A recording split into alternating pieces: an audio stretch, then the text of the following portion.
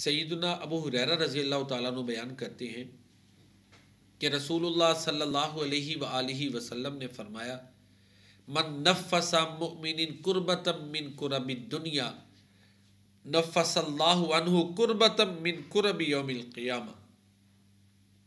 جو شخص کسی مسلمان کی دنیا کی مصیبتوں میں سے کوئی مصیبت دور کر دیتا ہے، اللہ تعالیٰ قیامت والے دن اس کی مصائب میں سے مصیبتوں کو دور کر دیں گے۔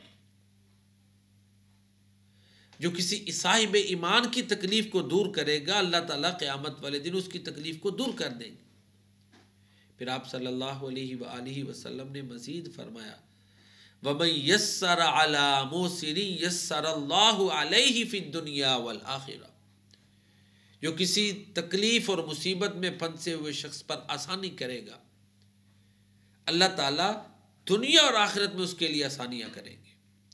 تو یہ ایسا عظیم عمل ہے، اللہ کی مخلوق کے لیے آسانیاں پیدا کرنا اتنا عظیم عمل ہے کہ اس کا دنیا میں بھی ریوارڈ ملتا ہے اور آخرت میں بھی ملے گا۔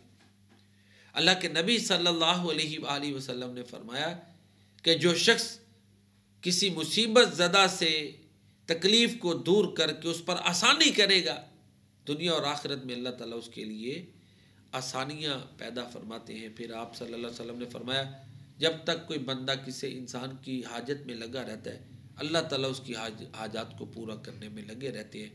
اللہ تعالیٰ ہمیں پیارے نبی صلی اللہ علیہ وسلم کی اس حدیث پر عمل کی توفیق عطا فرمائے اور ان لوگوں میں شامل فرمائے کہ جو اللہ کی رضا کے لیے کسی کی تکلیف مصیبت میں اس کے کام آئے، اور اللہ تعالیٰ ہمیں ساری زندگی لوگوں پر بوجھ نہ بنائے بلکہ انفع الناس لوگوں میں شامل فرمائے۔ آمین یا رب العالمین۔